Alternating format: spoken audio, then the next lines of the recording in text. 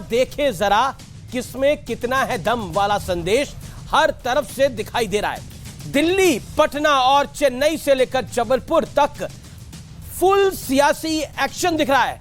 हाथ में सॉफ्ट हिंदुत्व का कार्ड लेकर आज प्रियंका वाड्रा मध्य प्रदेश पहुंची, नर्मदा की आरती की और जगह जगह बजरंग बली का गदा दिखाकर एक बड़ा संदेश देने का प्रयास भी किया। तो बीजेपी कह रही है कि कांग्रेस का चुनावी हिंदुत्व जाग गया है। दूसरी तरफ मिशन साउथ पर चेन्नई पहुंचे देश के गृह मंत्री अमित शाह ने एक बार फिर मोदी सरकार बनने का दावा कर डाला और तमिलनाडु की जनता से 25 सीटें जितवाने का आशीर्वाद भी मांगा और भविष्य में तमिल प्रधानमंत्री का दाव भी चल दिया। तो दूसरी तरफ विपक्षी एकता वाली खींचतान जारी है। नीतीश सबको साथ लाना चाहते हैं, लेकिन केजरीवाल और अखिलेश यादव अलग राह पर चलने का संदेश लगातार दे रहे हैं। तो आज इन्हीं मुद्दों पर होगी देश की सबसे बड़ी राजनीतिक चर्चा। 2024 की लड़ाई सबका है जोश हाई।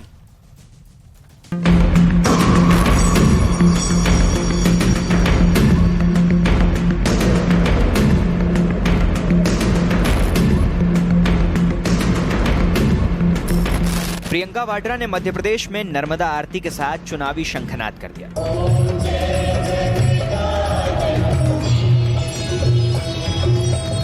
फोकस में बजरंग बली और उनकी गदा भी थी, यानी सॉफ्ट हिंदुत्व वाला संदेश साफ है।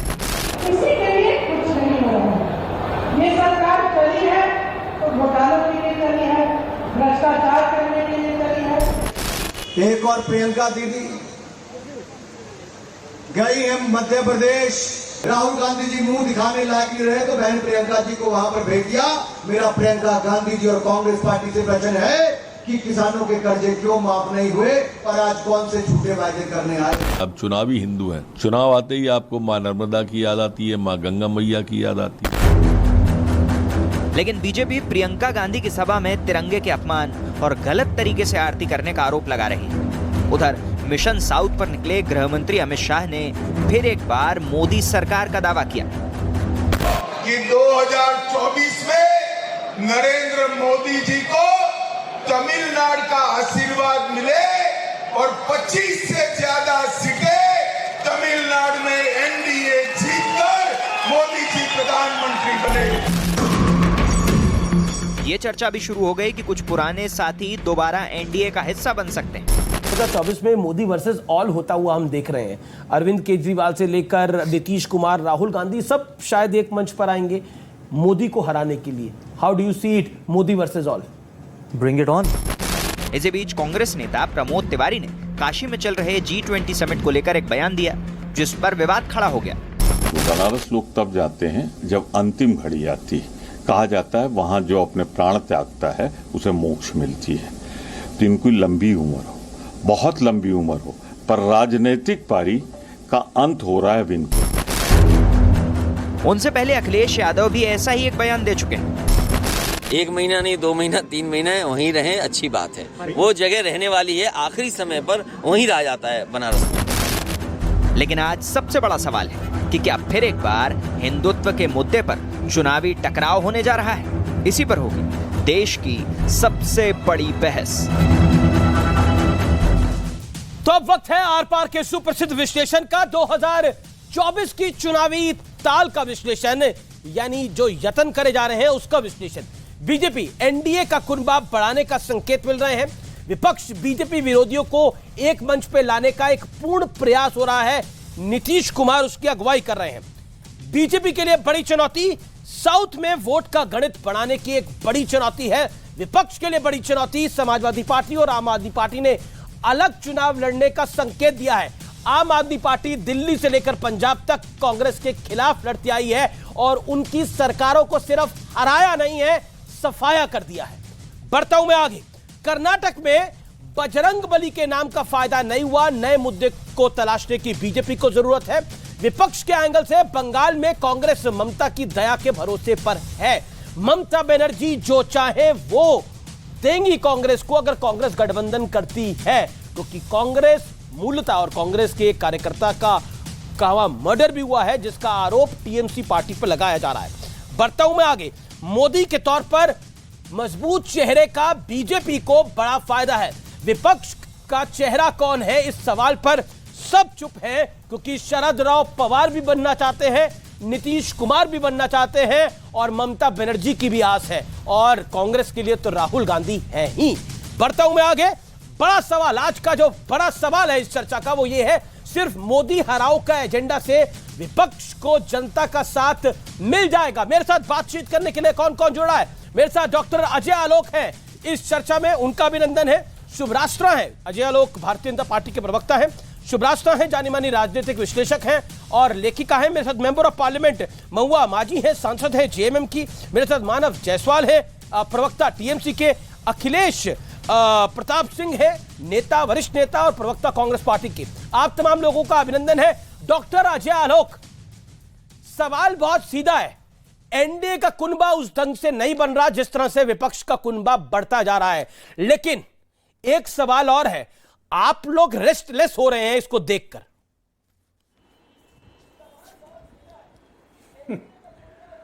क्यों रेस्टलेस होंगे हम? ये तो मतलब अजीब बात हो गई कि हम रेस्टलेस हो रहे हैं। जहां तक रही कुनबे की बात, अमीश जी, आप ये बताइए, कांग्रेस जब भी बहुमत में रही, 1984 तक अंतिम बार बहुमत मिला था, कांग्रेस आज़ादी के बाद से आज तक जब भी बहुमत में रही, क्या उसने किसी भी दल को अपने साथ रखा? क्या किसी को भी मंत्रिमंडल में सहयोगी बनाया? किसी सहयोगी की तो बहुत दूर की बात है। तो कांग्रेस कह रही है छोड़ो कल की बातें, दलों को ये देखते थे। अजय बाबू, कांग्रेस कह रही है छोड़ो कल की बातें, कल की मैं वही बात कह रहा हूं। पुरानी, नए दौर में मिलकर लिखेंगे हम नई कहानी। बताइए क्या कहिएगा? कांग्रेस कह रही है कि हम नए दौर में एक नई कहानी लिखना चाहते हैं। वो कांग्रेस थी, ये कांग्रेस अब वो वाली कांग्रेस नहीं है। बताइए, आप भी तो पुराने वाली, अब बीजेपी नहीं है, अब आप भी तो पूरे देश में है। अरे आज तो नया भारत है, नई उम्मीदें हैं, अपने रास्ते खुद गढ़ रहा है, नया जोश है, नई उम्मीद है, हर कुछ नया है और एक नए भारत का निर्माण हो रहा है जिसमें हम एक पूर्ण विकसित राष्ट्र 1947 तक बन जाएंगे। ये उम्मीद की किरण दिखी है तो पिछले 9 वर्षों में दिखी है। आज ही रिजर्व बैंक ने घोषणा की है कि $3.75 बिलियन का हमारा 3.75 ट्रिलियन डॉलर्स की हमारी जीडीपी पहुंच गई। एक पर एक नए कीर्तिमान गढ़े जा रहे हैं। नया भारत तो निर्माण हो रहा है पिछले 9 वर्षों में। निर्माण का वर्ष रहा 9 वर्ष, जहां पे 4 करोड़ गरीबों को घर मिला, जहां पे 11 करोड़ से ज्यादा 60 सेकंड आपकी 11 करोड़ से ज्यादा गैस कनेक्शन मिले। लेकिन आप कह रहे हैं कि जीडीपी के सहारे आपको सत्ता मिल जाएगी। कांग्रेस नहीं है, लेकिन जीडीपी के आप कह रहे हैं जीडीपी के सहारे आपको सत्ता मिल जाएगी। चीज नहीं हुई है, कांग्रेस मुसलमानों की पार्टी हो गई। ये आपका आरोप है, कांग्रेस मुसलमानों की पार्टी हो गई है। अखिलेश जी, कांग्रेस पार्टी के ये कह रही है, मेरा आरोप नहीं है भाई, राहुल गांधी के बोल हैं। हाँ। वो इनकलाब अखबार के हवाले से जो खबर 2018 में आई थी। लेकिन मैं अखिलेश जी के पास जाता हूं। अखिलेश जी, एक सवाल, छोड़ो कल की बातें, कल की बात पुरानी, नए दौर में मिलकर लिखेंगे हम नई कहानी। आपकी कहानी ये है, आप कह रहे हैं कि अब केजरीवाल भी साथ आ जाए, अखिलेश जी भी साथ आ जाए, जिन्होंने आपको निपटाया है ममता बनर्जी भी साथ में आ जाए, जिन ने आपको निपटाया है सब साथ में आ जाए, मोदी को निपटा दें, फिर आपस में निपट लेंगे। देखिए, अभी इन्होंने जीडीपी की बात की। जीडीपी बहुत बड़ा मुद्दा है चुनाव में। गैस, डीजल, पेट्रोल, जनाब इस पे तो वोट पड़ेंगे और भागते रास्ता नहीं मिलेगा इस जीडीपी पे। और इन्होंने जिक्र किया कांग्रेस के 84 तक के चुनाव का। इनको कुछ इतिहास तब राजनीति में पता न थे कि नहीं थे, जानकारी नहीं होगी, पढ़ते लिखते भी कम ही होंगे। 89 में कांग्रेस को 200 सीटें मिली थी, लेकिन तब तक कांग्रेस पार्टी का निर्णय था कि हम कोलिशन पॉलिटिक्स नहीं करेंगे। शिमला समिट के बाद हम लोगों ने कोलिशन पॉलिटिक्स का निर्णय लिया था और उसके बाद 10 साल यूपीए की सरकार चलाई और इतनी बेहतरीन चलाई, कोई साथी मेरा साथ छोड़ के नहीं गया। आपके तो 9 साल में 18 साथी साथ छोड़ के जा, लेकिन जनता ने साथ छोड़ दिया था आपका। इतनी बेहतरीन चलाई। हाँ, 10 साल बाद जनता ने ऐसा साथ छोड़ा कि आप विपक्ष के नेता बनाने लायक नहीं बचे। 10 साल बाद जनता ने ऐसा साथ छोड़ा। हमने देश की इकोनॉमी को आगे बढ़ाया, हमने इस देश को हर तरह से बेहतर बनाया, दुनिया में शक्तिशाली बनाया और जो भी इस देश में 27 करोड़ लोगों को गरीबी रेखा से बाहर किया, आदरणीय मोदी जी आते 35 करोड़ लोगों को गरीबी रेखा के अंदर कर दिया। मैं तो नए दौर की बात आपसे करना चाह रहा था, आप तो पुराने दौर पे अटके हैं। आपने जो बड़ा उछल करके एक सटायर मारा ना कि जनता ने बाहर कर दिया। नहीं, जनता ने तो बाहर किया था। जनता करती है बाहर। 2014 में जनता ने तो बाहर किया था। उसको नेता विपक्ष बनाए हुए लायक नहीं समझे तो कांग्रेस पार्टी को। उसको अधिकार है, लेकिन देश को हमने आगे बढ़ाया, इस देश को महाशक्ति बनाई, मेधा शक्ति बनाई। हमने जो कुछ किया हमने किया। आपने क्या किया? मोदी जी ने सिर्फ देश पे कर्जा बढ़ाया, कर्जा लिया। जितने 14 प्रधानमंत्री उतना कर्जा नहीं लिया, उतना आपने अकेले लिया इस देश पे। जब नहीं आने दीजिए, आप जब आए तो 40,000 रुपए पर व्यक्ति कर्जा था। ठीक है, जवाब भी कम थी। जवाब ले लेते हैं। ओके डॉक्टर अजय लोग, आप बात समझिए। 9 सालों में सर, 1,25,000 रुपए कर्जा दे दिया आप। ठीक है, चढ़ा ओके, जवाब ले लेते हैं। अजय लोग, फील्ड में आपने वो पेशेंस से आपको सुन रहे हैं, आप 30 सेकंड उनको भी सुन ले, फिर 30 सेकंड आप बोल लीजिएगा। मेरा आप दोनों से निवेदन है, आप दोनों मेरे सम्मानित महान है, टाइम लिमिट को फॉलो करें। डॉक्टर अजय लोग वो कह रहे हैं मोदी जी ने कुछ नहीं किया, सब हमने किया हुआ था, आपने कर्जा बढ़ाया है। 40 सेकंड में जवाब। नहीं, वही कह रहा हूं कि 2 ट्रिलियन डॉलर्स की इकोनॉमी हमने 9 साल में बढ़ा दी और हमने कर्जा बढ़ाया है। इनको तो ग्रोथ का स्केल का पता ही नहीं है कि इकोनॉमी होती क्या है। हाँ, आपके 10 साल यूपीए के बिल्कुल बहुत अच्छा काम किया। आपने सिर्फ जीजा जी को बनाया है। वो जीजा जी जिनकी प्रियंका गांधी की शादी के पहले इनकम टैक्स रिटर्न होती थी 14 लाख, आज उनकी कंपनी अपना इनकम टैक्स रिटर्न फाइल करती है 9,676 करोड़। ये होता है फेनोमिनल राइज। ये बनाया है आपने बनाया 2G 3G 4G घोटालों का इतिहास। चाहे कॉमनवेल्थ हो चाहे कोई हो, हर जगह घोटाले, इतने घोटाले कि भारत को घोटालों का देश कहा जाने लगा था। ये आपने बनाया। और आपने बनाया प्रधानमंत्री पद की गरिमा को खत्म कर दी। जब देश चलता था 10 जनपद से और 7 रेस कोर्स रोड चुपचाप बैठ के देखते रहता। ठीक है, जवाब ले लेते हैं। आपने ये बनाया देश को कि एक अदना सा सांसद प्रधानमंत्री का ऑर्डिनेंस ऐसे फाड़ के सरकार की धज्जियां उड़ा सकता था। ये बनाया आपने देश। ये बनाया आपने देश को। कोई किसी जब बंबई हमले हुए उसके बाद आपने पाकिस्तान पे अटैक नहीं किया, आप चुपचाप बैठ गए कि हम ये नहीं अफोर्ड कर सकते हैं। लेकिन अब आज की बात कर लेते हैं। सुनिए लेकिन अखिलेश जी, एक पॉइंटेड सवाल है, क्या अखिलेश जी और केजरीवाल के साथ आप समझौता करेंगे? सुन लीजिए जवाब, मेरे सवाल का जवाब भी दीजिए। ये 9 सालों से हैं, सारे जो भी इनके पॉलिटिकल प्रतिद्वंदी हैं उन सब के ऊपर इन्होंने मुकदमे लगा रखे हैं। एक पे चार्जशीट लगी हुआ, एक किसी के ऊपर कुछ आरोप सिद्ध हुआ हो। क्योंकि आपसे जो प्रश्न करता है वो गद्दार है, वो देशद्रोही है, वो पाकिस्तानी है, खालिस्तानी है, वो नक्सल है जी, वो राष्ट्रद्रोही है। ये आपका स्वभाव है। कोई सवाल न करे, सिर्फ एक तरफा साहब बोलते रहें। गए हैं ना, अमेरिका जाने वाले हैं, ध्यान दीजिएगा। वो जो प्रामटम की बैटरी ओटी ठीक ठाक रहे, लाइन और तार ठीक ठाक रहे, सवाल तो लेते नहीं, कभी बोलते ही हैं। तो बोलने में भी, जैसे एक बार राष्ट्राध्यक्षों के सम्मेलन में बोल रहे थे, बीच में कुछ डिस्टर्बेंस आ गया था, बड़ी देश की बदनामी हुई, तो वहाँ पे ना कर दें। प्रामटम ठीक से चलना चाहिए वहाँ पे। इस बात का जरूर ख्याल रखिएगा आप लोग सरकारों के द्वारा। ये बता रहे हैं कि इस देश में क्या किया आपने, किसी लायक छोड़ा इस देश के नौजवानों को? बेरोजगारी कहाँ है? अमित शाह बेरोजगारी कहाँ है? महंगाई कहाँ है? अब आपके 60 सेकंड हो गए। अमित शाह कह रहे हैं, आप ही अखिलेश जी सवाल पूछ रहा हूं, गृह मंत्री अमित शाह कह रहे हैं कि इस बार तमिलनाडु से 25 सीटें मिलनी चाहिए हमें, हर हाल में जनता हमारी झोली भरे, और तीसरी बार नरेंद्र मोदी दोबारा प्रधानमंत्री बनेंगे और आने वाले भविष्य में तमिल प्रधानमंत्री भी होगा इस देश। देखिए कितना अहंकारी भाषा आपने बताया। हर हाल में हमें 25 सीट चाहिए। अरे जनाब, 125 सीट नहीं मिलने वाली, हमारी झोली भर दे। हाँ, हर हाल में भर दे, जो भी हो। ये देश के वोटरों को अपना बंधुआ मजदूर समझने वाली बीजेपी को 125 सीट नहीं मिलने वाले हैं इस बार। 125 सीट नहीं मिलने वाले, नहीं मिलेगी। क्या प्लानिंग है आपकी? तो अखिलेश बाबू से मतलब समझौता हो गया है, यानी अखिलेश यादव और अरविंद केजरीवाल से समझौता हो गया है। विपक्ष एक है, अरविंद केजरीवाल और अखिलेश को मिलाकर भगदड़ मची है मोदी जी के ग्रुप में। ठीक है, अखिलेश और अरविंद को मिलाकर हम लोग 23 तारीख को मिल रहे हैं जी। आप देखिए कि विपक्ष एकदम यूनाइट है और इस देश को बचाना है, इस देश के संविधान को बचाना है, इस देश के लोकतंत्र को बचाना ठीक है, लोकतंत्र को बचाना है, संविधान को बचाना है। बीते 9 साल में हर शाम लोकतंत्र बचता है, अगले दिन सुबह फिर उसमें हालत खराब हो जाती है।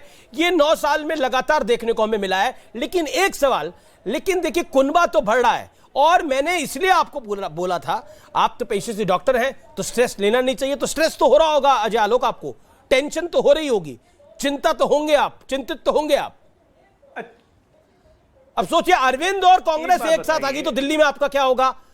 अखिलेश यादव और कांग्रेस अगर एक साथ आ गई, हालांकि ट्रैक रिकॉर्ड अच्छा नहीं रहा है, लेकिन फिर भी उम्मीदें तो बढ़ जाएंगी। ममता जी और कांग्रेस साथ में आ गई तो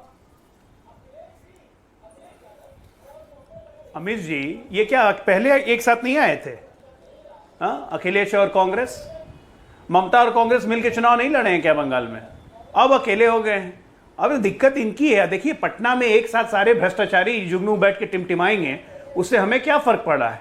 टिमटिमाने दीजिए। अभी चाचा ने कहा कि सब पे केस लाद दिया, सबको ईडी सीबीआई से तंग करते हैं। भैया ED CBI 1 minute, national Herald case में बेल पे हैं आपके नेता दोनों, सुनवाई चल रही है। बाकियों का भी यही हाल हो रहा है। यही तो दिक्कत है कि मोदी आ गया तो क्या होगा, कुछ नहीं बचेगा। खुलेआम भाषण में कह रहे हैं, प्रवक्ता हो चाहे नेता हो, कि भारतीय जनता पार्टी या मोदी आ गया तो हम में से कोई नहीं बचेगा। एग्जिस्टेंशियल क्राइसिस है। ये हम नहीं बोल रहे हैं, आप ही के नेता लोग बोल रहे हैं। जहां तक रही आम आदमी पार्टी और कांग्रेस की बात, तो आज ये आम आदमी पार्टी ने ट्वीट किया है फ्री वाली चाशनी का हवाला देके कि सबसे पहले दिल्ली में हमने फ्री किया था, देश की सबसे पुरानी पार्टी हमसे कुछ सीखती है तो बहुत अच्छा, हम राजनीति बदलने आए हैं। तो ये इनके आपस में एक दूसरे को नीचा दिखाने की होड़ लगी हुई है। ठीक है, जवाब अखिलेश ये अरविंद केजरीवाल से आप लोग सीख रहे हैं।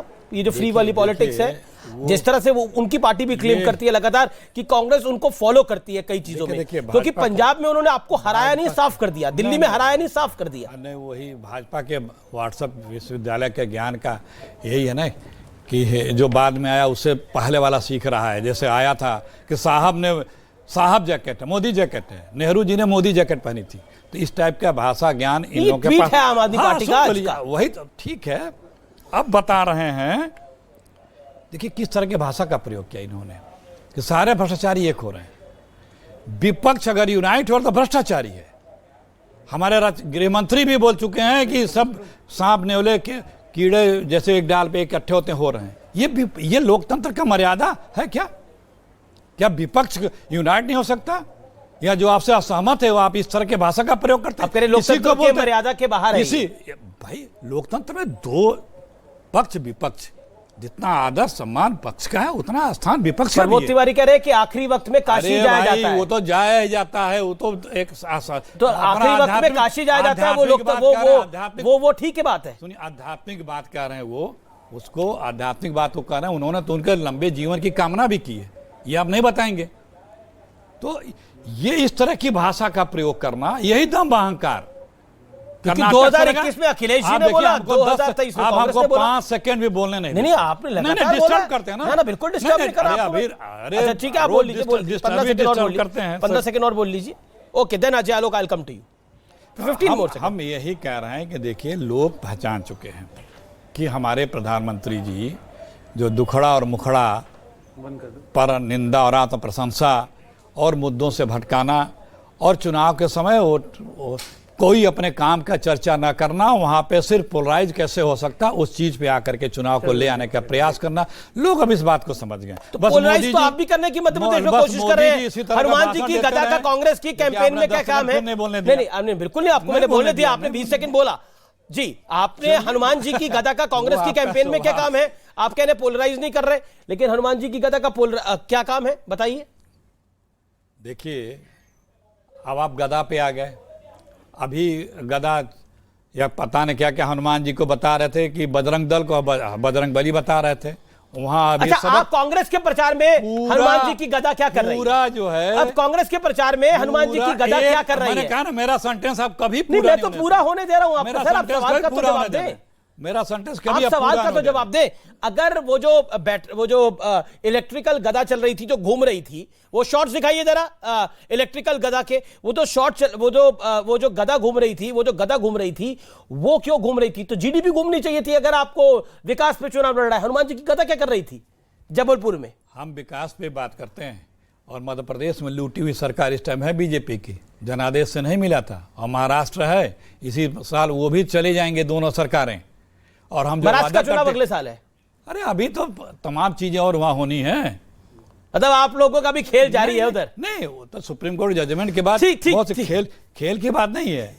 बात दरअसल में ये कि आपको जब अगर जनादेश नहीं मिलता है, लोकतांत्रिक तरीके से आपको सत्ता नहीं मिलती, जवाब आप पैसा रुपए धन बल बाहुबल नाना प्रकार के बलों के बदौलत। और देखिए ये सीबीआईडी की बात करते हैं। अब आपने बात आने दीजिए सर, आपने लगातार आप बोल रहे हैं। बोल रहे हैं भाई, आपने बोला सुब्राष्ट्र। मैं डॉक्टर अजय लोग आपके पास आऊंगा। जो इनके पास चला गया वो धुल गया। सीबीआई इनके पास washing machine. Okay 30 second doctor Ajay लोग, 30 सेकंड ऐसे हैं जिनके ऊपर 30 सेकंड अजय लोग मिले थे। लेकिन अखिलेश जी मेरा निवेदन स्वीकार करिए। देखिए, आप लगातार बोल रहे हैं। ओके डॉक्टर अजय लोग 30 सेकंड। देखिए अमीश जी, बात विपक्ष की नहीं है। सच्चाई बहुत मिर्च की तरह चुभती है और आदमी एकदम पड़पड़ा जाता है, जैसे चाचा पड़पड़ा गया कि मैंने अभी बोला सारे भ्रष्टाचारी जुगनू बैठेंगे। अब देखिए, भ्रष्टाचारी जुगनू मैं क्यों कह रहा हूं? इनके लिए भ्रष्टाचार सदाचार है, मेरे लिए नहीं हो सकता, आपके लिए नहीं हो सकता। कौन बैठ रहा है? कांग्रेस, नेशनल हेराल्ड में बेल। दूसरी टीएमसी, नारदा सारदा। तीसरी आरजेडी, लालू, तेजस्वी, मीसा सब बेल पे, राबड़ी सब बेल पे। चौथी झारखंड मुक्ति मोर्चा, माइनिंग लीज के आरोप प्रूव हो चुके हैं, कभी भी मुख्यमंत्री पद जा सकता है। लगातार ऐसे दल है। डीएमके, तमाम घोटालों की फेल लिस्ट है। एनसी, पीडीपी, कश्मीर में हुए पैसों का बंदरबाट, जांच चल रही है, कभी भी फंस सकते हैं। एक एक लोग की हिस्ट्री है। आम आदमी पार्टी, शराब घोटाला, शिक्षा घोटाला, जितने दिल्ली के घोटाले हैं सब उनके नाम पे। ये सारे बैठ के वहां क्या हरि कीर्तन करेंगे? ठीक है, महुआ मांझी। अब मैं इनको अगर भ्रष्टाचारी कह रहा हूं, Mahua Manjhi, member of parliament Mahua Manjhi JMM से है, लगातार वेट कर रही है। चिपका हुआ है आप पे। शुभराष्ट्र के पास में आऊंगा। महुआ मांझी जी, सीधा सवाल है। अब बीजेपी तो बड़े सारे आरोप लगाती है, लेकिन मैं एक एक करके आऊंगा। लेकिन पहला आरोप आप पर यही है कि आप खुद भ्रष्टाचार में सिर से पैर तक डूबे हुए हैं, इसलिए सब भ्रष्टाचारियों को मोदी के खिलाफ आना ही पड़ेगा। बीजेपी इस प्लान के ऊपर अपना पूरा चुनाव बना रही है। आपके पास क्या कोई अल्टरनेटिव है इसके अलावा? क्योंकि भ्रष्टाचार के सब पे आरोप है और गंभीर आरोप है। मैं आपके सीएम पे भी गंभीर आरोप कर दूं कि जिस माइनिंग लीज की बात कर रहे हैं, मेरी बात सुन लीजिए। जो सेक्रेटरी थी माइनिंग की, उनको जब अरेस्ट किया गया, और वो 2005 का मामला था, जिस समय भाजपा की सरकार थी, उनका पूरा भ्रष्टाचार भाजपा के कार्यकाल का था। यह आप पता कर लीजिए। अभी तक ऐसा कुछ भी नहीं मिला है माननीय मुख्यमंत्री जी के खिलाफ। और जिनको अरेस्ट किया गया था उस मामले में, वो मनरेगा घोटाले में उनको अरेस्ट किया गया था। पहले तो ये क्लियर कर ले। और दूसरी बात, जितने भी और भी भाजपा के बहुत सारे ऐसे हमारे माननीय विधायक और पूर्व मंत्री रह चुके हैं जिन पर बहुत सारे केसेस हैं, लेकिन उनके पास न तो ईडी जाती है ना सीबीआई जाती है। वो अभी गंगा स्नान कर चुके हैं, और जब भी कार्रवाई होती है तो उन्हीं पर होती है जो कि भाजपा में नहीं है। और सबसे बड़ी बात, माइनिंग लीज के बारे में आपने जो कहा, आपने जानकारी बिना लिए कहा। इसमें अभी तक ऐसा कुछ प्रूफ मिला ही नहीं है। अगर मिलता तो आज माननीय मुख्यमंत्री जी तक तो ये पहुंचने की पूरी कोशिश कर रहे हैं, हर तरह से लोगों को डरा के धमका के। अभी तक कुछ नहीं मिला, लेकिन सिर्फ हवाई और बदनाम करने की एक साजिश है, ताकि चुनाव में उनको कुछ लाभ मिल जाए। अच्छा, एक बात बताइए महुआ मांझी जी, एक बात बताइए, एक बात बताइए, क्या ये बात फैक्ट नहीं है कि कांग्रेस पार्टी की सीनियर लीडरशिप बेल पे बाहर है? अरविंद केजरीवाल की पार्टी के लोग, मंत्री जेल में हैं, उनको बेल नहीं मिल पाई है। 2 मंत्री, पॉइंट नंबर 2। पॉइंट नंबर 3, इसके अलावा लालू यादव, राबड़ी यादव, तेजस्वी यादव, तेजस यादव, मीसा यादव, ये सब लोगों पे भी गंभीर आरोप हैं भ्रष्टाचार के। लालू यादव तो सजा काट के आए हैं एक घोटाले के अंदर। क्या आपको लगता नहीं है कि पब्लिक आई में भ्रष्टाचार शिष्टाचार नहीं होता है? Corruption is a corruption. देखिए, आपको मैंने अभी बताया ना कि तमाम लोग, चाहे वो किसी भी पार्टी के हों, उनमें ऐसा नहीं कि वो पार्टी देख देख कर वो भ्रष्टाचार करते हैं। जो भ्रष्टाचारी हैं वो हर पार्टी में होते हैं। लालू यादव पर आप क्या बोलेंगी? लालू यादव जी पर आप क्या बोलेंगी? उन पे तो भ्रष्टाचार का आरोप सिद्ध हो गया। उन पे तो भ्रष्टाचार का आरोप सिद्ध हो गया। फिर चलिए मैं तो कन्विक्शन की बात कर लेता हूँ ना। तो उन इस पे पर तो भ्रष्टाचार का आरोप सिद्ध हो गया, अब टीएमसी न्यायालय पे के नारदा ऊपर हम सारदा क्या का बोल आरोप सकते लगा हैं? हुआ है, जान चल रही न्यायालय है। अपना लालू काम यादव कर पे रहा तो है, भ्रष्टाचार माननीय का आरोप न्यायालय सिद्ध के हो गया ऊपर था। कोई भी कुछ नहीं कह सकते, लेकिन हम इतना ही कह सकते हैं कि और भी बहुत सारे ऐसे नेता हैं जो भाजपा के हैं, उन पर बहुत ही संगीन आरोप है, केसेस हैं। ये काउंटर पॉइंट नहीं हो सकता ना कि हमारी कमीज कम काली है, उनकी ज्यादा काली है। ये काउंटर पॉइंट कैसे होगा? बस आप आम वोटर को क्या बोलेंगी कि देखिए हमारे यहाँ लालू यादव है, लेकिन लालू यादव से बड़े भ्रष्टाचारी दूसरी तरफ है, जो अभी तक आरोपित भी नहीं हुए, जिनको सजा भी नहीं हुई है। पॉइंट तो इसमें आएगा ना मैडम। बिल्कुल, ऐसे बहुत सारे लोग हैं जिनको सजा नहीं हुई है। ईडी ने जितने लोगों पर कार्रवाई की है, उनमें से कितने पर आरोप सिद्ध हो चुके हैं? नहीं हुए हैं ना अभी तक, बहुत ही कम लोगों पर आरोप लगे हैं। बाकी तो ऐसे ही उनको शुभराष्ट्र करप्शन का इशू हो, परिवारवाद का इशू हो, जिसकी बात के अन्नामलई ने आज अपने ट्वीट में करी है। इसके अलावा पॉइंट नंबर 3 जो कि बहुत महत्वपूर्ण है, बात तो जीडीपी की कर रहे हैं, लेकिन चुनावी प्रचार में हनुमंतलाल जी महाराज की गदा का इस्तेमाल हो रहा है। अब बताइए। आमिष जी, 2-3 बातें हैं। करप्शन पे बात करने का मुझे लगता है नैतिक अधिकार तो आज के डेट में किसी पॉलिटिकल पार्टी के पास नहीं है, लेकिन बात यहां पर आती है कि किसने करप्शन किस मद में किस तरीके से किया। आज जिन जिन की चर्चा आज हम विपक्ष को लेकर के करते हैं, अगर तो जिन पॉलिटिकल पार्टीज का ध्यान आता है हमें, वो सारी राजनीतिक पार्टियां ऐसी हैं जो एक प्राइवेट लिमिटेड कंपनी की तरह, फैमिली ओन्ड कॉन्ग्लोमरेट की तरह चल रही हैं। और ये बात बिल्कुल ठीक है कि अगर हम कांग्रेस से लेकर के आरजेडी की बात करें, डीएमके की बात करें, जेएमएम की बात करें, किसी भी पॉलिटिकल पार्टी को आप उठाकर रीजनल पॉलिटिकल पार्टी को देखिए, एनसीपी को हम देख लें, हम सब में यही देखते हैं कि वो 1-2 घरानों तक उनकी राजनीतिक विरासत सीमित है।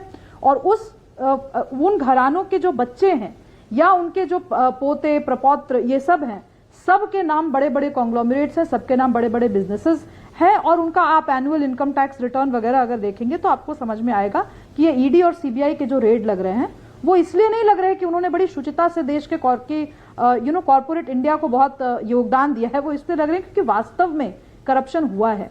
ये बात जग जाहिर है और मुझे नहीं लगता है कि इस पे बहुत ज्यादा विवेचना करने की जरूरत है। लेकिन जो दूसरा मुद्दा आपने उठाया है आमिष जी, वो बहुत इंटरेस्टिंग और बहुत जरूरी मुद्दा है, जो बतौर वोटर और बतौर युवा हमें सोचने की जरूरत है। बात हमेशा, चाहे वो भाजपा हो या वो कांग्रेस हो या विपक्ष का कोई भी नेता हो, बात तो बड़ी बड़ी जीडीपी की होती है, बेरोजगारी की होती है, अर्थव्यवस्था के विभिन्न अवयवों पर होती है। लेकिन जब चुनाव की बारी आती है तो आप देखिए मध्य प्रदेश में बजरंगबली के गधे का प्रयोग होने लगा।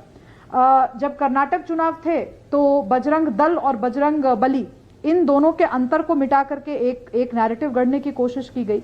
तो आखिर ये धर्म प्रधान समाज में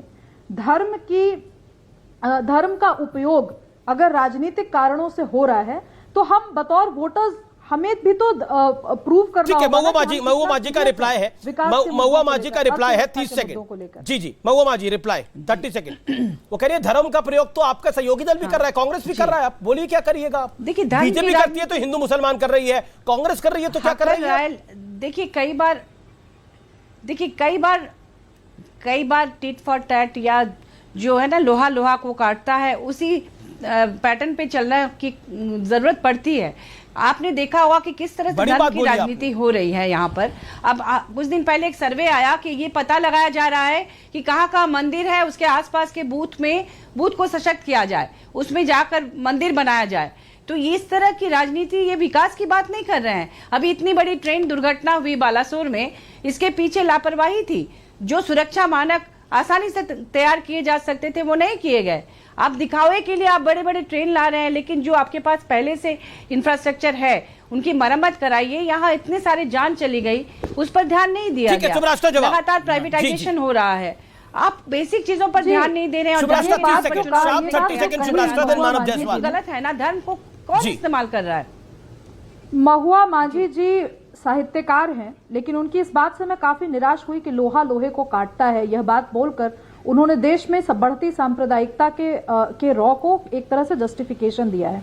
और ये वो पॉलिटिकल पार्टी इसकी बात कर रही है जहां पे अभी अगर मैं झारखंड का कॉन्स्टिट्यूएंसी वाइज एनालिसिस करने लगूं तो इनको दिख जाएगा कि कहां कहां धर्मांतरण हो रहे हैं, कहां कहां धर्मांतरण के नाम पर लव जिहाद जैसी चीजें हो रही हैं और कहां कहां पर झारखंड मुक्ति मोर्चा की सरकार ने जानबूझकर कॉन्स्टिट्यूएंसीज बसाना शुरू किया है। तो पिछले कार्यकाल में हो रही थी, भाजपा के कार्यकाल में लव जिहाद के मामले हो रहे थे। हमारे कार्यकाल में महुआ जी, मैं जब आप बोल रही थी तो मैं हमारे कार्यकाल में लव जिहाद बंद हो चुका है। कम से कम 2 महिलाएं निडर होकर घूम रहे हैं। कम से कम 2 महिलाएं तो ढंग से बात कर सकती है महुआ जी। नहीं, आप गलत बात मत बोलिए। नहीं, पुरुष भी ढंग से बात कर सकते हैं। हम महिलाओं का सम्मान करते हैं, लेकिन पुरुष भी अच्छे से बात कर सकते हैं, ऐसा नहीं है सुभाष। नहीं, महुआ जी का मैं सम्मान करती हूँ, जानती हैं इनकी साहित्य की मैं कायल हूँ, लेकिन महुआ जी आपने जो बात कही मैं उसका जवाब दे रही हूँ। आप जैसे लोग भी राजनीति में आकर अगर ये कहें कि लोहा लोहे को काटता है आता एक सांप्रदायिकता दूसरे सांप्रदायिकता पर हावी पड़ेगी, इसीलिए बतौर स्ट्रैटेजी हम ये यूज कर रहे हैं, तो निराशा होती है। लेकिन मैं बताऊंगा व्यूअर्स आपको एक बड़ी स्ट्रैटेजी के बारे में बताऊंगा, मैं ब्रेक के बाद बताऊंगा, लेकिन मुझे राय लेनी है। आप तो बहुत लोकतंत्र की दुहाई देते हैं मानव जायसवाल, लेकिन एक पंचायत का चुनाव तो आप ठीक से करा नहीं पाते अपने प्रदेश के अंदर, और लोकतंत्र का ढिंडोरा पीटते पीटते हैं। चुनाव जीतने के बाद वहां पर किस तरह की घटनाएं होती हैं ये मुझे बताने की आपको आवश्यकता नहीं है, और आप लोकतंत्र की दुहाई देते हैं। जो टीएमसी वाला लोकतंत्र है वो पूरे देश में लागू करना चाहते हैं आप लोग। मानव जायसवाल, मेरा नमस्कार है, और आपके माध्यम से पूरे देश को भी। और बड़ा विचित्र डिस्कशन हो रहा था कि भाई करप्शन कहाँ है, ये कहाँ है, बहुत 9 सालों में बहुत कुछ किया, जीडीपी की बात हुई। भाई बात होनी चाहिए कि भाई उड़ीसा में जो हादसा हुआ, 500 लोगों के ऊपर मारे गए, बिजली के झटके से लोग मारे गए, ये उपलब्धि है मोदी जी की। सेंगोल होना चाहिए, राज अभिषेक होना चाहिए, राजवाड़ा चल रहा है, ये उपलब्धि है भाजपाइयों की। पिछले सालों में बहुत सारी घटनाएं हुई, कोरोना आया, चलो उनमें कोई गलती नहीं हुई, पीएम केयर फंड निकल गया, एक नया नियुक्त करप्शन का एक पिटारा मिल गया, जीएसटी घंटे बजा के, जैसे ट्रिस्ट विद डेस्टिनी होती है वैसे 12 बजे रात को घंटे बजा के जीएसटी कर दिया, पूरे देश का सफाया कर दिया मिडिल व्यवसायियों का। फिर आप आइए, कुछ ज्यादा दिन पहले की बात है, डिमोनेटाइजेशन हुआ, नोटबंदी, सैकड़ों लोग मारे गए। नोटबंदी में क्या हुआ कि भैया 2000 के नोट वापस बुला लिए, ये है उनकी उपलब्धि। और जापान में जाके ठेंगा दिखा रहे थे, जापान में ठेंगा दिखा रहे थे। मोदी सरकार की उपलब्धि क्या है ये बता रहे थे कि, लेकिन लोकतंत्र में क्या कर रहे हैं ये लोग ये नहीं बता रहे थे। कांग्रेस के नेता मारे जा रहे हैं वहां पर, भारतीय जनता पार्टी के नेता मारे जा रहे हैं, लेकिन उस पर लोकतंत्र पे कुछ नहीं बोले जनाब, ये आपने सुना। लेकिन प्लानिंग क्या चल रही है, घुसपैठ क्या चल रही है, डेमोग्राफी क्या बदली जा रही है, पूरी पड़ताल करी है न्यूज 18 ने आज। ब्रेक के बाद बहुत बहुत बड़ा खुलासा, हिंदुस्तान में किस तरह से डेमोग्राफिक चेंज हो रहा है, ये जान के सुन के आप हैरान और स्तब्ध हो जाएंगे। इतना जबरदस्त डेमोग्राफिक बदलाव है 2 साल के अंदर, आप सोच नहीं सकते। ब्रेक के बाद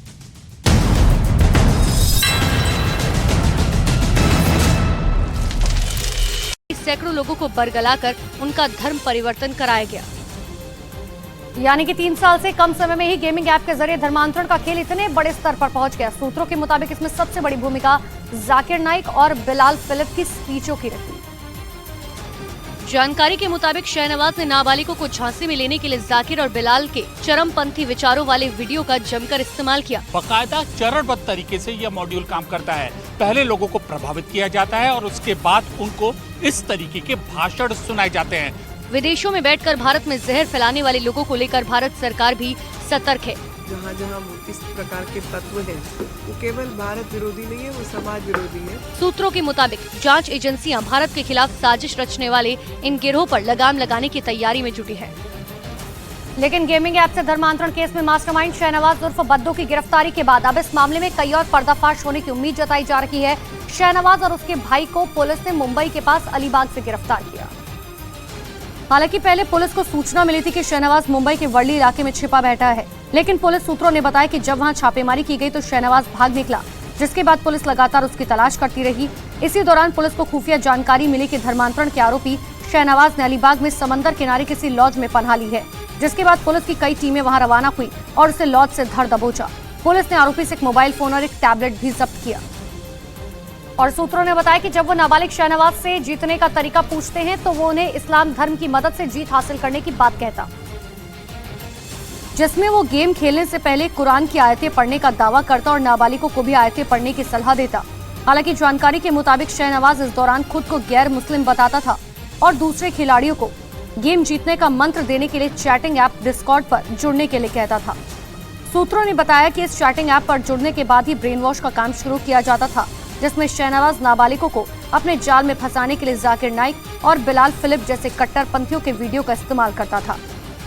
इधर एनसीपी विधायक जितेंद्र आव्हाड ने गेमिंग ऐप के जरिए धर्मांतरण करवाने के मामले को साजिश बताया और महाराष्ट्र में ठाणे जिले के मुंब्रा इलाके को बदनाम करने का आरोप लगाया, क्योंकि गेमिंग ऐप के जरिए धर्मांतरण कराने के मामले में गिरफ्तार आरोपी शाहनवाज मुंब्रा का ही रहने वाला है। गेमिंग से धर्मांतरण होता है क्या?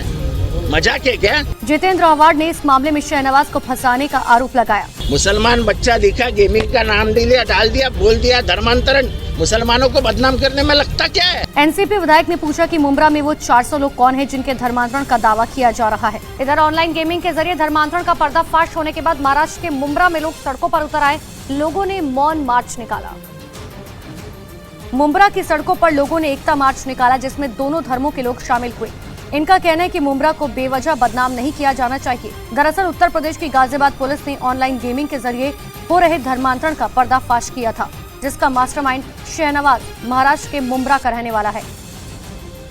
दिल्ली में धर्म परिवर्तन से जुड़ा चौंकाने वाला मामला सामने आया। आरोप है कि दिल्ली के तुर्कमान गेट इलाके में बने रैन बसेरे में कलीम नाम का शख्स लोगों पर धर्म बदलने का दबाव बनाता था, जिसके मुताबिक आरोपी पहले नौकरी और पैसों का लालच देता था, लेकिन जब बात आसानी से नहीं बनती थी तब लोगों को टॉर्चर करके धर्म बदलने का दबाव बनाने का आरोप है। फिलहाल पुलिस ने आरोपी को गिरफ्तार कर लिया। कलीम फिलहाल न्यायिक हिरासत में, लेकिन दिल्ली पुलिस इस पूरे मामले की इन्वेस्टिगेशन कर रही है कि कलीम के तार कहां तक जुड़े हुए हैं। क्या कलीम किसी गिरोह का सदस्य है जो इस तरह से धर्म परिवर्तन करा रहे हैं? इस मामले में कई पीड़ित सामने आए, जिन्होंने आरोपी कलीम की पोल खोल दी। वहीं दूसरी तरफ तुर्कमान गेट के रैन बसेरे में रहने वाले कुछ लोग सामने आए, जिन पर आरोपी कलीम धर्म बदलने के लिए दबाव बना रहा था। पीड़ितों के मुताबिक आरोपी कलीम इस्लाम कबूल करवाने के लिए जाकिर नाइक के वीडियो दिखाता था। जाकिर नाइक का वीडियो दिखाता था और धर्म परिवर्तन के लिए बोलता था। इतना ही नहीं, आरोप ये भी है कि कलीम कुछ लोगों का धर्म परिवर्तन करा चुका था। एक व्यक्ति का इन्होंने धर्म परिवर्तन करवा भी दिया है, बट वो रैन बसेरे का आदमी है नहीं, वो लोनी गाजियाबाद का रहने वाला। शुरुआती जानकारी के मुताबिक आरोपी कलीम यूपी के बाराबंकी जिले का रहने वाला है। इधर आरोपी कलीम के बारे में कई अहम जानकारियां सामने आई है। दिल्ली पुलिस के मुताबिक आरोपी काफी पढ़ा लिखा है और कई धार्मिक व्हाट्सएप ग्रुप से जुड़ा हुआ था। धर्मांतरण के लिए आरोपी कलीम पढ़े लिखे लोगों को निशाना बनाता था। पुलिस के मुताबिक कंप्यूटर साइंस में बीटेक कलीम परिवार से बेदखल है। टेक कंप्यूटर साइंस किया हुआ है, घर से इसे निकाला हुआ है, नौकरी इसने छोड़ी हुई है। उसके बाद ये रैन बसेरे में क्यों रह रहा था, कैसे रह रहा था और मोबाइल। पुलिस के मुताबिक यूपी के बाराबंकी का रहने वाला आरोपी कलीम कई व्हाट्सएप ग्रुप से जुड़ा हुआ था, जिसमें जाकिर नाइक के वीडियो डाले जाते थे। इसके अलावा आरोपी कुछ मदरसों के संपर्क में भी था। उसके मोबाइल से कुछ संदिग्ध चीजें भी मिली, जिसकी जांच पुलिस कर रही है। ठाणे के मीरा रोड हत्याकांड की जांच पुलिस ने तेज कर दी है। पुलिस लगातार लोगों के बयान दर्ज कर रही है। इसी सिलसिले में रविवार को मीरा रोड पुलिस ने आरोपी मनोज साने के घर वालों के बयान दर्ज किए। पुलिस ने मनोज के चाचा और भाई का बयान लिया। इसके अलावा करीब आधा दर्जन और लोगों के बयान मीरा रोड पुलिस ने दर्ज किए। मनोज साने पर अपने लिव इन पार्टनर सरस्वती की बेरहमी से हत्या का आरोप है। ठाणे के मीरा रोड हत्या केस में बड़ा पर्दाफाश हुआ है। सूत्रों के मुताबिक आरोपी मनोज साने ने पूछताछ में बताया कि उसने शव के किसी भी हिस्से को बाहर ठिकाने नहीं लगाया।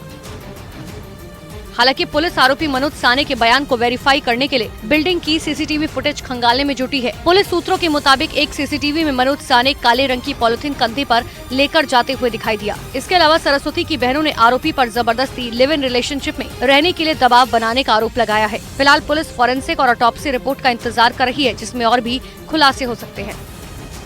वहीं मीरा रोड मर्डर केस की जांच के दौरान कई चौंकाने वाले खुलासे हुए। पुलिस सूत्रों के मुताबिक आरोपी ने वेब सीरीज देखकर हत्या करने का प्लान बनाया। पुलिस को सरस्वती की हत्या के आरोपी मनोज साने के मोबाइल से अहम सुराग मिले। पुलिस सूत्रों की माने तो आरोपी मनोज साने ने OTT पर एक वेब सीरीज देखकर अपनी लिव इन पार्टनर सरस्वती की हत्या करने का प्लान बनाया था। सूत्रों के मुताबिक आरोपी श्रद्धा मर्डर केस से प्रभावित तो था ही, लेकिन सरस्वती को मारने के लिए पहले उसने बाकायदा एक वेब सीरीज देखी और उसके आधार पर उसने हत्या करने का ये प्लान बनाया। इतना ही नहीं, हत्या के बाद बॉडी को डिकम्पोज कैसे करते हैं, इसको लेकर भी गूगल पर कई बार सर्च किया गया था। फिलहाल पुलिस को ऑटोप्सी रिपोर्ट आने का इंतजार है। मध्य प्रदेश के जबलपुर में बेहद चौंकाने वाला मामला सामने आया। यहाँ एक परिवार ने अपनी बेटी के जीते जी ही उसका पिंडदान कर दिया। परिवार का कहना है कि उनकी बेटी ने परिवार के खिलाफ जाकर मुस्लिम लड़के से शादी कर ली, जिससे पूरा परिवार नाराज है और उसका पिंडदान कर दिया है। इसने अपने पापा की, माँ की इज्जत नहीं रखी, परिवार की, इसलिए सब सोचकर हम लोग ने सोचा था तो कन्यादान करने का, लेकिन आज ये नौबत आ गई कि हम लोग को पिंडदान करना पड़ा। घर वालों ने इस बारे में SP कार्यालय में शिकायत भी दर्ज कराई थी, जिसमें लड़के पर बहला फुसलाकर शादी करने का आरोप लगा है। उत्तर प्रदेश के संभल जिले के में बेहद चौंकाने वाला मामला सामने आया। संभल के गुन्नौर थाने के फरीदपुर गांव के कुछ घरों पर मकान बिकाऊ है के स्लोगन लिखे हुए दिखाई दिए, जिसकी तस्वीरें सोशल मीडिया पर वायरल है। गांव के करीब 30 घरों पर मकान बिकाऊ का स्लोगन लिखा है। तस्वीरें वायरल होने के बाद पुलिस हरकत में आई। पुलिस का कहना है कि गांव के दबंग के उकसाने पर ऐसा किया गया। जिसका नाम अरुण कुमार उर्फ रावण है, यह थाने का रजिस्टर्ड HS है। इसके द्वारा अपने लोगों को उकसाकर इस तरह की नारेबाजी दिखवाई गई थी। पुलिस का कहना है कि आरोपी पर पहले से कई आपराधिक मामले दर्ज है। मध्य प्रदेश में दमोह के गंगा जमुना स्कूल केस में पुलिस ने बड़ी कार्रवाई की है। पुलिस ने इस मामले में 3 आरोपियों को गिरफ्तार किया, जिन्हें पुलिस ने कोर्ट में पेश किया। कोर्ट ने तीनों आरोपियों को जेल भेज दिया और 3 लोगों को भी इसमें गिरफ्तार किया गया है। बाकी जैसे जैसे साक्ष्य आता जाएगा हम कार्रवाई करते जाएंगे। गंगा जमुना स्कूल में पढ़ने वाली लड़कियों को जबरन हिजाब पहनाने का आरोप है। मुख्यमंत्री के निर्देश पर पुलिस ने स्कूल के संचालक, प्रिंसिपल और अन्य स्टाफ के खिलाफ केस दर्ज किया था। छत्तीसगढ़ की राजधानी रायपुर में दर्दनाक हादसा हो गया। वेलकम बैक व्यूअर्स, आप देख रहे हैं देश का सबसे चर्चित और सबसे ज्यादा देखे जाने वाला प्राइम टाइम कार्यक्रम आर पार। इस समय की बहुत बड़ी ब्रेकिंग स्टोरी है। बीजेपी के राष्ट्रीय अध्यक्ष JP नड्डा ने विपक्ष पे बड़ा हमला बोला है। सत्ता के लिए विपक्ष का समझौता हो रहा है, सत्ता के लिए विपक्ष समझौता कर रहा है, यह कहा है। और बीजेपी सिद्धांतों पर चलती पार्टी है, विपक्ष की विचारधारा कहां गई है, कांग्रेस मां बेटे की पार्टी है, यह तक बोला है। रिएक्शन अखिलेश जी, आपका पहला रिएक्शन बीजेपी प्रेसिडेंट ने जो बात बोली है। Then doctor Ajay Alok, 40 second. 1 साल के सुल्तान बचे हैं, ये आभास भी 1 साल के सुल्तान बचे हैं। क्यों कह रहे हैं आप ये बात लोगों को समझ में, बीजेपी के लोगों को आ गई है। ये अपना आपा खो चुके हैं, बौखला चुके हैं। हमारी इनके साथ सहानुभूति है। ये कांग्रेस पार्टी शहीदों, त्यागियों, कुर्बानी देने वाले और देश के लिए मरने जीने वाले, देशवासियों के लिए मरने जीने वाले, पर वो कह रहे हैं माँ, बेटा और बेटी की पार्टी है पूरी। ये वो परिवार है जिसने इस देश के लिए कुर्बानियां दी हैं, शहीद हुए हैं। हमें ऐसे परिवार, और पूरे देश में ऐसे लाखों करोड़ों परिवार हैं जिसपे देश को गर्व है, लेकिन किसी भाजपाई के पास गर्व करने के लिए ऐसा कोई परिवार नहीं है जो कह सके, अपने अतीत को याद करके अपना सर ऊंचा कर सके। इन लोगों का इतिहास गवाही देना, देश के साथ दगा करना, शुभराष्ट्र भी इस विषय पर कुछ कहना चाहती है, यही सब रह गई है। जी, शुभराष्ट्र भी कहना चाहती है, लेकिन डॉक्टर अजय आलोक 30 सेकंड। देखिए, मानसिकता देखिए अमीश जी, और आपके दर्शक भी समझें इस बात को कि मानसिकता कैसी घर कर गई है। हमारे प्रधानमंत्री अपने आप को प्रधान सेवक कहते हैं। इन्होंने क्या कहा कि 1 साल के सुल्तान बच गए। कौन सी मानसिकता है ये? इन्होंने ये नहीं कहा 1 साल के राजा बन गए, इन्होंने कहा 1 साल के सुल्तान बच गए। तो कण कण में तुष्टिकरण, यही है मानसिकता। आप कमाल की बात कर रहे हैं। आप तो हनुमान जी की गदा लेकर घूम रहे हैं। ये माफी करिए, 10 सेकंड में ठोक रहा हूं आपको। आप कह रहे हैं सुल्तान, आप कह रहे हैं ये तुष्टिकरण कर रहे हैं, लेकिन राजा का देना, 1 साल का राजा का देना भाई। आपने वो संगूल लाया था, उनके राजाभिषेक हुआ था। 1 साल का राजा कर लीजिए भाई। इन्होंने 1 मिनट चलिए, आप इसी में खुश ये हर लाइन में अपने वोटर्स को एड्रेस करते हैं। 1 साल के राजा हर लाइन में अपने वोटर्स को एड्रेस करते हैं। ये ट्रेनिंग मिली है कांग्रेसियों को, प्रवक्ताओं को ट्रेनिंग दी गई है कि हर लाइन में कॉन्स्टिट्यूंसी को एड्रेस करना है। वही काम कर रहे हैं चाचा, बहुत अच्छे। यहां सवाल उठता है कि अपने भ्रष्टाचार पे जवाब क्यों नहीं देते हैं? वो आप तुष्टिकरण की बात कर रहे हैं, आप तुष्टिकरण की बात कर रहे हैं। मध्य प्रदेश में हनुमान जी की गदा को, ये इलेक्ट्रिक गदा को घुमा रहे हैं, आप क्या बात कर रहे हैं? आप तुष्टिकरण की बात कर रहे हैं, वो नर्मदा बाग की इलेक्ट्रिक गदा ही आरती करके कर रहे घुमा हैं। सकते हैं, क्योंकि हनुमान जी की गदा उठाने का साहस नहीं है इनमें। हनुमान जी की गदा उठाने का साहस नहीं है, इसलिए इलेक्ट्रिक गदा ही बनाएंगे ये नौटंकी, इससे ज्यादा कुछ नहीं है। अच्छा, नौटंकी से ज्यादा कुछ नहीं में वही कमलनाथ जो आज गदा चला रहे हैं। 18 के चुनाव में क्या बोला जाने के कि 90% से ज्यादा मुसलमानों का वोट नहीं मिला तो बहुत नुकसान हो सत्ता जाएगा। जाने के आभास मात्र से सारे के सारे भाजपा बौखलाए हुए। अरे सत्ता और कहां, सत्ता अभी का साल एक भर मिनट, तक एक ये मिनट। बौखलाहट जारी सुनिए, रहेगी। सत्ता गई हुई उसके है, बाद आपके यहाँ से सत्ता जो जाने आप के बौखलाए बाद हुए हैं। 70 सालों अद्भुत के परफॉर्मेंस लिए है। इसी प्रकार के आप लोगों को अद्भुत परफॉर्मेंस है। हमारी सत्ता जाने की फिक्र कर रहे हैं और पिछले 10 साल से ट्रिपल डिजिट में नहीं आए, विपक्ष के नेता का स्टेटस तक नहीं मिल सका और हमारी चिंता कर रहे हैं। लेकिन एक सेकंड, ऑडियो दो। लेकिन अजय आलोक, अभी इन्होंने कर्नाटक के अंदर आपको करारी हार दी है। आपने अपने सारे गेम वहां पे चले, हनुमान जी का भी बात करी, बजरंग दल की भी बात करी, बजरंग बली की भी बात करी, सारा गेम आपने चला, लेकिन जीती तो कांग्रेस ना, जीती तो कांग्रेस। और आपकी कितनी बड़ी हार हुई है। बिल्कुल, शायद कर्नाटक में बीते 30 सालों में ऐसी हार किसी की नहीं हुई, अगर मैं सही हूं तो आप भी तो समझिए, आपके नेता वही पुरानी स्क्रिप्ट को मध्य प्रदेश के अंदर गा रहे हैं लगातार। देखिए, चुनावी हिंदुत्व है, चुनावी हिंदुत्व है, चुनावी हिंदुत्व है। अब आप मुझे बताइए, लेकिन कांग्रेस का वो गेम चल गया। कांग्रेस सुल्तान की भी बात करती है, कांग्रेस मुस्लिम रिजर्वेशन की भी बात कर रही है, कांग्रेस बजरंग दल के बैन की बात भी कर रही है, लेकिन चुनाव तो जीत रही है ना। अब वो गदा भी लेके आई है। आपको अपनी रणनीति बदलनी पड़ेगी। चुनाव हारे हैं आप, और बुरी तरह से हारे हैं।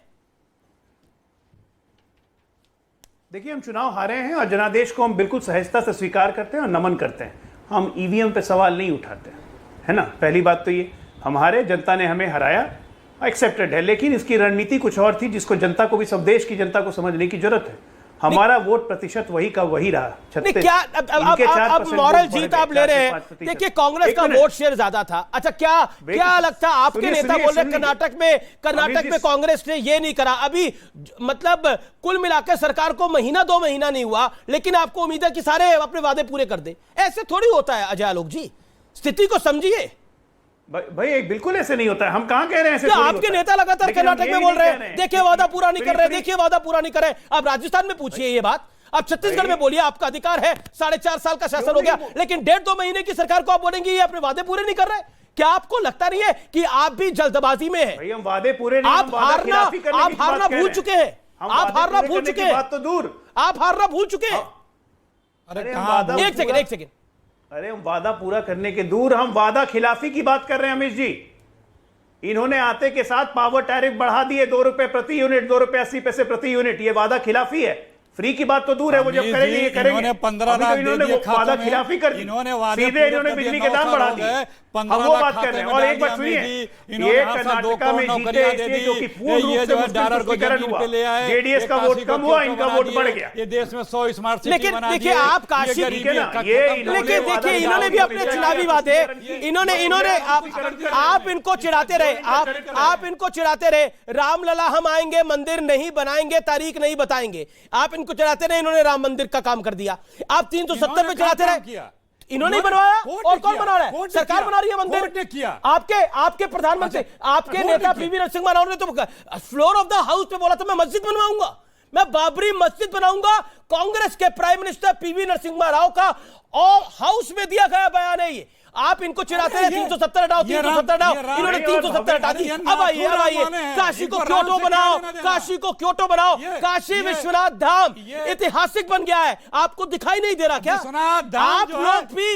आप लोग 2014 हारे, 2019 हारे, 24 में वही गलती के कर रहे हैं क्या? भी ऐतिहासिक बना। वहां पे एक छोटी सी आंधी में कितने भ्रष्टाचार के कारण वहां के देवताओं की मूर्तियां टूट के बिखर गई। ये जो कॉरिडोर है, ये किसने बनाया? पूरे देश के कई मंदिरों के कॉरिडोर, ये भ्रष्टाचार की जांच होगी, पता लगेगा कैसे भ्रष्टाचार।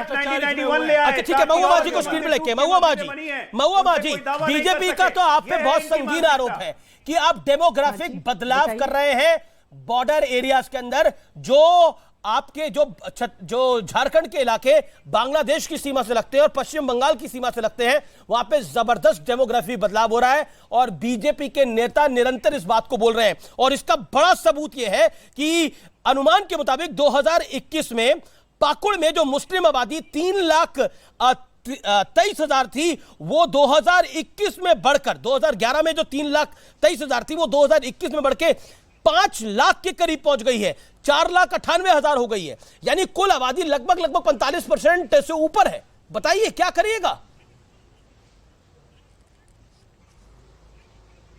देखिए, बॉर्डर इलाके में इस तरह की घटनाएं कई बार अनजाने में भी होती है, लेकिन आप जानते होंगे कि वहां पर अडानी पावर प्लांट लगा, बांग्लादेश को बिजली चली गई, हमारे राज्य में बिजली की किल्लत है, उसमें भाजपा क्यों चुप है कि क्यों हमारे राज्य में बिजली की इतनी किल्लत है कि लोग गर्मी से यहाँ त्रस्त हो गए हैं, लेकिन आप वहां दे रहे हैं एग्रीमेंट के मुताबिक यहाँ 25% बिजली देना है कम रेट में, वो आप नहीं दे रहे हैं। एक तरफ लेकिन आरोप है कि लोकल शासन प्रशासन उनकी मदद करता है, लोकल शासन प्रशासन उनकी मदद करता है, इसीलिए डेमोग्राफिक बदलाव हो रहा है और ये बड़ा घातक है नेशनल सिक्योरिटी के लिए, इस तरह का डेमोग्राफिक बदलाव।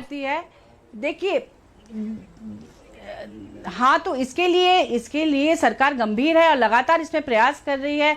माननीय मुख्यमंत्री जी की तरफ से सख्त निर्देश है, प्रयास कर रही है कि ये डेमोग्राफी और जल्दी और जहां तक अभी आपने जो कहा कि विपक्ष बीजेपी कह रही है प्रयास कर रही है कि ये डेमोग्राफी जल्दी से बदल जाए। बिल्कुल नहीं, आप पता करके देख लीजिए कि किस तरह के आदेश।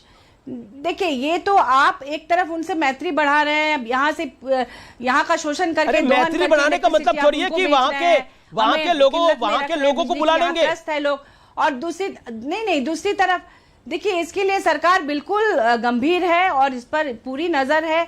माननीय मुख्यमंत्री जी का निर्देश है। जब सरकार सीए एनआरसी लेके आती है तो आप लोग मुखालफत करते हैं, यही तो कारण है लोग।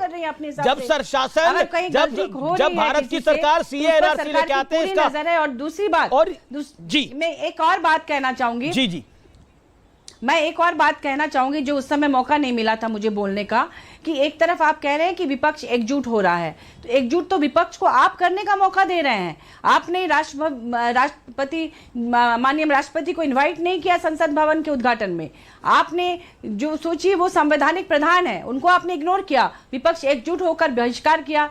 आप बार अभी दिल्ली में जो मौका बीजेपी दे रही है उसको लेकर अभी सब लोग परेशान हैं, तो आप मौका क्यों दे रहे हैं? जी मौका क्यों दे रहे हैं? बीजेपी मौका दे रही है हर चीज का, डेमोग्राफी बदलाव का भी बीजेपी मौका दे रही है। डेमोग्राफी बदलाव के लिए आमिष जी मैं बहुत जिम्मेदारी पूर्वक कह रही हूं कि वो कॉन्स्टिट्यूएंसीज नर्स की जा रही हैं, जैसे कि और जगहों पर, जैसे कि बाकी बॉर्डर स्टेट्स में डेमोग्राफी चेंज को नर्स किया गया ताकि कॉन्स्टिट्यूएंसी नर्स करना पुराना शब्द हो गया। I disagree with you. Nurse करना पुराना शब्द हो गया, नर्स हो गया है, वहां पे डेमोग्राफी बदलाव हो गया है। 2021 के जो आंकड़े कह रहे हैं वो भयावह आंकड़े हैं अपने आप में। जी अमित जी, मैं आपके विरोध का सम्मान करती हूं और मैं बहुत गंभीरता से ये कह रही हूं कि झारखंड की सिचुएशन, आप झारखंड के आदिवासी पॉपुलेशन से बात करके देखिए, स्थिति भय से भयावह होती जा रही है, क्योंकि वहां के लोकल कल्चर को खतरा है। अब हम जिन आदिवासियों की चर्चा 5 स्टार होटल्स में बैठ करके करते हैं कि उनके लिए क्या किया जाए, ये उनके अस्तित्व पे खतरा मंडरा रहा है। और ये दुखद इसलिए है क्योंकि जिस परिवार से आज आते हैं, हेमंत सोरेन आते हैं, शिबू सोरेन आते थे, वो सारे वो सब उसी का प्रतिनिधित्व करने के लिए आए थे। तो ये सिचुएशन बहुत खराब है और ये जो लीडरशिप है, ये उसकी उदासीनता बहुत कुछ कह जाती है। लेकिन यहाँ पर बात बिजली आपूर्ति की गई। झारखंड इस विषय पर मैं आऊंगा, लेकिन टीएमसी का एक रिएक्शन लेता हूं। बताइए सर, लोकतंत्र बंगाल में खतरे में है कि नहीं है?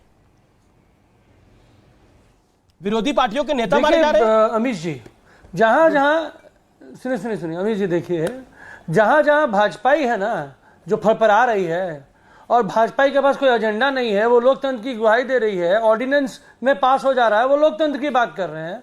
मैं आपको बता देना चाहता हूं, आप आइए कुछ दिन गुजारिए बंगाल में, पता चल जाएगा। ये आपस की गुटबाजी उनकी है कि भाई टिकट किसको मिले, टिकट किसको नहीं मिले, इसके लिए हो रहा है। और भाई हम तो सचेत और हम काम कर रहे हैं।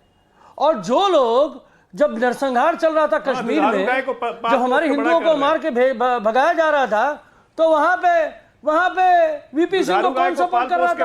भाई कर रहे थे। जब अरे भैया, आप दुधारू का नहीं है, आप चाटुकारिता करना चाहते हैं, करिए। दुधारू कोई और है, मुझे पता है कौन है दुधारू का है, जिसकी लात भी आप खा लेते हैं। अरे गाय माता का अपमान मत करिए। आपके नहीं, पास नहीं, देखिए दुधारू गाय की लात भी खाते हैं डॉक्टर साहब। आप चिकित्सा जब करेंगे तो खून ये मैंने नहीं कहा, आपके मुख्यमंत्री ने कहा है। आप खून लेंगे भाई हिंदुओं का। ये आपका चल चरित्र है। आपको उस चश्मे से ही दुनिया दिख रहा है। आपको देश में क्या चल रहा है वैक्सीन आप ही नहीं ले रहे थे ना, ये कह के कि भगवा वैक्सीन है। मानव एक बात बताइए, डेमोग्राफी बदलाव हो रहा है, बंगाल के भी कुछ इलाकों में हो रहा है, झारखंड के इलाकों में भी कुछ हो रहा है, और अब मैं बहुत बड़ा खुलासा व्यूअर्स आपके समक्ष करने जा रहा हूं। अब मैं आपको एक जरूरी खबर, बहुत जरूरी खबर बताना चाहता हूं। इसे आप अलार्मिंग सिचुएशन भी कह सकते हैं। आपने कई बार सुना होगा कि देश के कुछ हिस्सों में बांग्लादेशी नागरिक अवैध घुसपैठ करते हैं और फिर वहां फर्जी दस्तावेजों के सहारे भारतीय नागरिकों की तरह रहने लगते हैं, जिसकी वजह है इन इलाकों की डेमोग्राफी में बदलाव हो रहा है। झारखंड के पाकुड़, कोडा, दुमका, साहिबगंज और जामताड़ा में आदिवासियों और हिंदुओं की संख्या लगातार घट रही है। ये वो इलाके हैं जिनकी सीमाएं या तो पश्चिम बंगाल से लगती है या फिर सीधे बांग्लादेश से, या तो ये फिर बेहद करीब है बॉर्डर के। दावा यह है कि इलाके बांग्लादेशी घुसपैठियों के लिए हॉटस्पॉट बन गए हैं और बेहद ऑर्गेनाइज तरीके से एक सेट पैटर्न के जरिए डेमोग्राफी पर लगातार वार हो रहा है, जिसके तहत सबसे पहले पश्चिम बंगाल होते हुए फिर सीधे बांग्लादेश से घुसपैठ होती है, फिर आदिवासी और हिंदू लड़कियों को जाल में फंसाकर शादी की जाती है और उनकी जमीनों पर कब्जा कर दिया जाता है और फिर फर्जी पहचान पत्र का बनवाया जाता है। सदा के लिए ये घुसपैठिए भारतीय नागरिक बन जाते हैं। इन इलाकों में बड़े पैमाने पर मदरसे भी खोले जा रहे हैं। इतना ही नहीं, कई जगह साप्ताहिक छुट्टी, जो वीकली ऑफ होता है, वो भी शुक्रवार कर दिया गया है। झारखंड के साहिबगंज से बीजेपी विधायक अनंत ओझा लंबे वक्त से घुसपैठ का मुद्दा उठाते रहे हैं। आज उनकी बात सुनना बहुत आवश्यक हो जाता है, बहुत जरूरी हो जाता है, क्योंकि ये वही अनंत ओझा हैं जिनकी वजह से 90 के दशक में 7500 अवैध बांग्लादेशियों के नाम वोटर लिस्ट से हटवाए गए थे। सुनिए जरा। सामाजिक आर्थिक बदलाव हुए हैं, कैसे शादियां हो रही है, शादी करके उसके पूरे संसाधनों पर ये लोग काबिज हो रहे हैं। इसकी सरकार एक पड़ताल करके अच्छे तरीके से और एक टास्क फोर्स गठित करके इस दिशा में पहल करे। अनंत ओझा के अलावा गोड्डा से बीजेपी के member of parliament Nishikant Dubey ने भी इसी साल फरवरी में लोकसभा में यह बड़ा मुद्दा उठाया था। इस बात से इंकार नहीं किया जा सकता कि डेमोग्राफिक बदलाव शायद किसी के लिए वोट बैंक वाला खजाना रहा होगा, क्योंकि ताकतवर लोगों की मदद के बिना घुसपैठ कतई संभव नहीं है। हालांकि सरकार में शामिल कांग्रेस डेमोग्राफिक बदलाव के लिए केंद्र सरकार को जिम्मेदार बता रही है।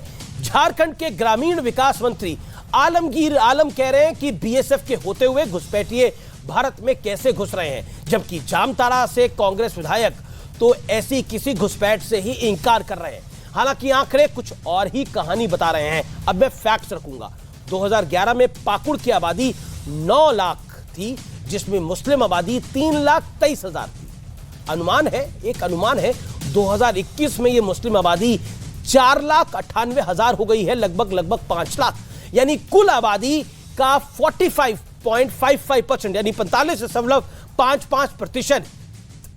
वहीं 2011 में साहिबगंज की कुल आबादी 11,50,000 थी। इसमें से 3,08,000 मुस्लिमों की जनसंख्या थी। अनुमान है कि 2021 में मुस्लिमों की जनसंख्या 4,84,000 बढ़ गई है। यानी कुल आबादी का 34.61%। रांची हाईकोर्ट में इस मुद्दे को लेकर एक PIL यानी जनहित याचिका की सुनवाई हो रही है। याचिकाकर्ता दानियाल दानिश ने कोर्ट को कहा है कि घुसपैठिए आदिवासी लड़कियों और उनके परिवारों को लगातार टारगेट बना रहे हैं। आदिवासी लड़कियों के साथ जबरन शादी करी जा रही है। विरोध करने पर कई लड़कियों की हत्या भी करी जा चुकी है। शादी के बाद परिवार की संपत्ति हड़प ली जाती है। बांग्लादेश सीमा से सटे जिलों में अचानक मदरसों की संख्या भी काफी बढ़ गई है।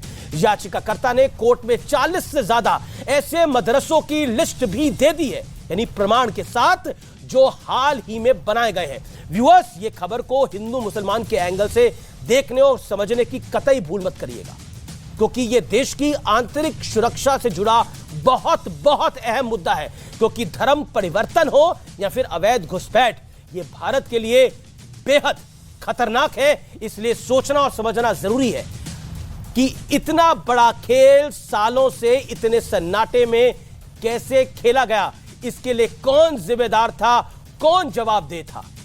आज इस मुद्दे को आपके सामने रख के मैंने अपने कर्तव्य को निभाया है और मैं आपको यह वादा करता हूं कि इस खबर को मैं बिल्कुल नहीं छोड़ूंगा। इस खबर की मैं तह तक जाऊंगा, क्योंकि यह मामला मेरे और आपके देश की आंतरिक सुरक्षा का है। मैं बार बार बोल रहा हूं, यह देश की आंतरिक सुरक्षा के लिए बहुत बड़ा अलार्म है।